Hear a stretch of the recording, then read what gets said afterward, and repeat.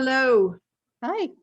This is our continuing series on how money works. And today I'm talking to Donna Lankford, and she's a financial educator. Donna, welcome. Thank you so much. I'm really excited to be here and talk about what we do. Well, and we're excited to hear your story. So how long have you been a financial educator? Well, it's been coming up on 2 years. When I started, I had originally been guidance from someone else, and I realized, although he was awesome, he did not understand my personal situation. And through some friends, I found an organization that was very helpful to me with what I needed. And so then I decided that I wanted to help others and became a part of that team. You brought up an interesting point. You said you kept looking till you found someone who understood your specific situation. So what led you to want to become a financial educator?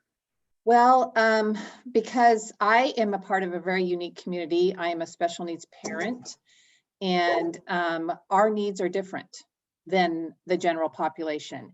And when I finally got the answers that I needed for myself and my son, I wanted to help other people with this and kind of cut through all the noise that's out there and really specifically focus on the families who have special needs children and be able to help them.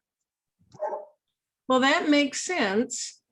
So you mentioned how your needs are different. Can you give us an example? Well, yeah, a very good example is my son. His name's Chris. He's 26 and he has autism, and he will never live independently. He lives with me, and the plan is he will always live with me, which is great. I love that. But most people raise children and they eventually leave the home and lead independent lives and have families and pay their bills. Our children don't. And so our financial needs are very different. They're different for me and my retirement future. And then I also have to plan for my son's financial needs until the day he is no longer here. Not till the day I'm no longer here, but for the day he's no longer here. So again, our needs are very different, and a lot of financial educators or planners, although they're sincere, they just really don't understand that. And so again, I really wanted to provide that for other special needs families, so they're not confused and wondering, what do I do? Because it's a huge need, and everybody needs to plan for their child's future. That's true. And you mentioned finding that right educator or financial advisor who understood. So what made you know you had found the right place? You mentioned a team. Yes, because the educator I found actually has a special needs son. And so immediately we spoke the same language. I did not have to explain to her so many things I had to explain to this other person. And again, I'm not faulting anyone else, but I found someone who absolutely understood, spoke my language, understood the needs, understood my concerns and worries, and was able to help me set up my son's future and my future. So now I have peace of mind. I know he'll be taken care of when I'm gone, and I want to do that for other people.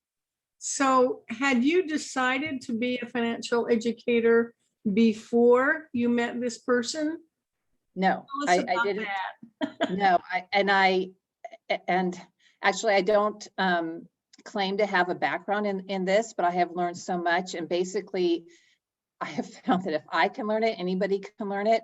But it's mostly a heart thing.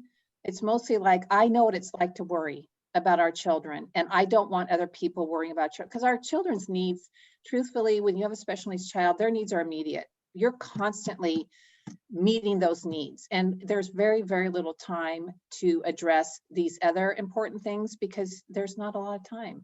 And so after I learned what to do and realized it's not that complicated, I wanted to learn how to do it and again, help other people. So that's why I am doing what I'm doing now. Do you feel that most parents really understand how money works, or? No, I don't. And I think even within my special needs community and outside of it, again, just being a parent is busy. It's super busy. And again, it's so easy to back burner this kind of thing. And especially if you're working for a company and you've got some financial things set up with them, you kind of think you're okay. And in reality, you're probably not. And so there could be that false sense of security. Like everything's fine. You know, I've got this with my company. They've provided this. I contribute this much and we'll be good. But in reality, maybe not. And so most families don't know what they don't know. And that's kind of what we do, my team and I, that we're educators. We want to help explain if it's good, great. If it's not, let me kind of help you maybe make some other decisions. But we're really here just to help and make sure families are set up to be financially secure as they retire. You mentioned other members of the team. So while you don't have this strong background in finances and all of the ins and outs of the myriad of options that are available to parents, right? You have access to other people who do. Is that right? So true. The woman, her name is Jane, and she's the one who helped me, but she is really well versed in all that stuff. And so again, that's why we work as a team, because if there's something I don't know, I've got my resource right there that she can help with. So we're set up strongly to be able to address any issue that comes our way with a family. If it's something I can't do, I know I've got someone who can help. So again, we are there just to help and educate and direct. And raising a child with special needs is, I understand, 3 to 4 times as expensive. Oh, sure. You know, I think they came up with the national estimate that it costs $250,000 to raise a child to age 18. But if you have a child with special needs, you have to add into that medical care, therapy, right, educational support, and it really racks up. And I think most parents are thinking of just the immediate. I've just got to cover these immediate costs right now. I can't think about putting money aside. You just hit the nail on the head. And it's not a irresponsibility on their part. It's just overwhelm. And again, it is, and you know, special needs runs the gamut. I mean, you know, some are extremely needy, some are not so much, but they're definitely more needy than the average child. And a lot of times, you know, we've got single moms, because for some, you know, sometimes the marriages don't last in this.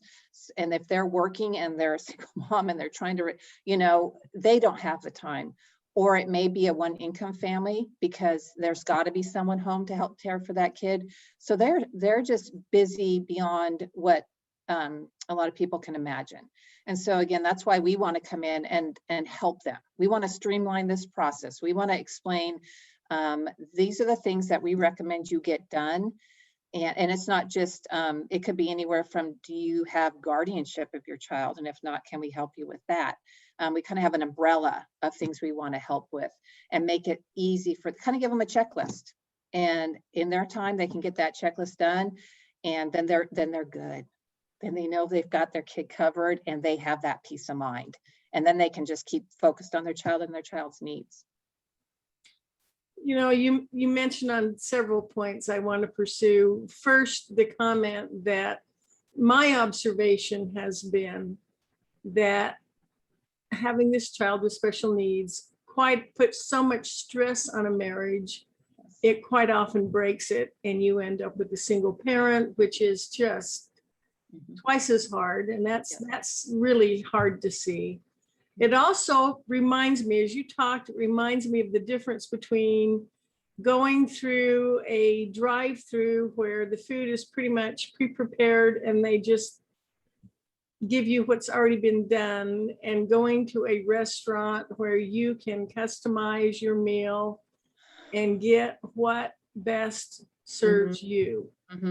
It sounds to me like you're taking the time and effort to really understand these parents and their specific. And as you said, each case is different. Right. And I love that analogy you just gave, because that is really it. And because each case is different, it has to be specialized for that unique family. So although my partners and I were all special needs parents, we always, like I said, we speak the language, but we have to dive in to that specific family and get detailed in what those needs are. Because as we look at the special needs child's future and what their needs are for when the parent's gone, that the value, what it's going to cost to take care of that child will differ between families depending on their level of need. So it really does need to be specialized for each family. I agree. Now, you know, I love your team. I've had the opportunity to interview each one of them, Jane and Karen. Yeah. And even though you have that commonality, you all have a child with special needs, and that's kind of what brought you together. You still have slightly different stories, slightly different, you know, approaches. Backgrounds and approach. Yeah, exactly. Background, yes. Uh-huh. What areas, where are you based, and what states can you help out? So I live in McKinney, Texas. So I'm in Texas, and then I know we can do Texas and Oklahoma, but that's not a deterrent for anyone just calling and asking a question or getting in touch and asking a question. Any state, we're so open to that, because we have resources. If we can't help in that state, we'll find somebody to help. Because again, if someone just has a phone call, a number to call to get a ball rolling, that's huge in our community. So yes, we're specifically Texas and Oklahoma, but would love to help anybody who needs some help. Because bottom line, our kids, if we don't get them set up correctly, it's left to others who don't love our kids. So it's really our heart here more than anything, that we just, because we understand, we want to help people. Donna, I love your compassion. I love your genuine concern. Thank you. You've been there, you've done that, you know what it's like. Yes. And you're all about helping parents. So how do people contact you? So again, I'm in McKinney. They're welcome to give me a call or text me. I can give my phone number if that's okay. Yeah, you can do that, and I can put it on the website as well, and email and email. Website. Yeah.